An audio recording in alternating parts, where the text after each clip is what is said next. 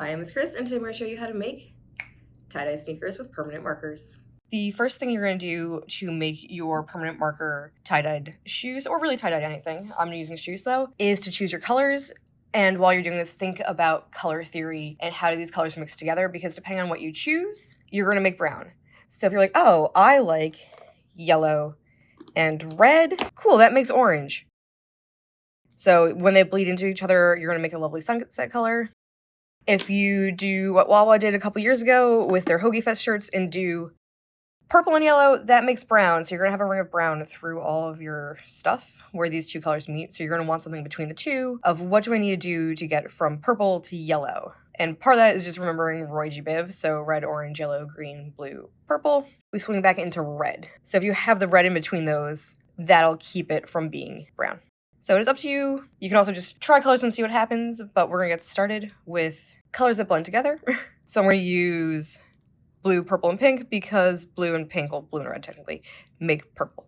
That way I don't have to worry about it, and I know my colors will match. While you're drawing your image, you can either do a traditional tie-dye spiral, you can do a shape, it is up to you. But you want to have some white space so that there's room for the colors to bleed. If you have it on top of each other, it's not going to really do anything. You're not going to get that tie-dyed effect that we're looking for. So I'm leaving a lot of white space, and you can kind of fill it in. So I'm going to do a cute little heart.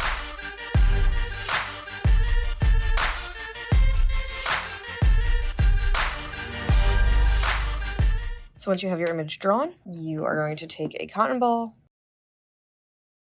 or one of those like science-y pipette dropper things. If you have one of those, I don't, so I'm using a cotton ball, and you're just going to soak it in rubbing alcohol and drip some on there. And the more you want to do a little at a time, because the more you use, the more it's going to spread the colors. And you can see it going. So I have a lot of white space on this one, so it's going to be a lot more open and blurry. This one I colored closer together, so it's a lot tighter and less tie-dyed, more of a blur effect. And as you go, it'll soak in more. Also, if you ever get Sharpie on something that you don't want Sharpie or a permanent marker on, you can just take some rubbing alcohol and it comes right up.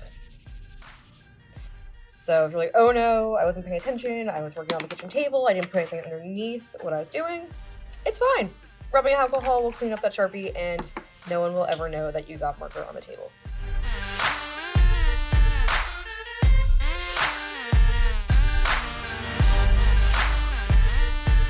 Support public libraries. Like, share, and subscribe for more great videos.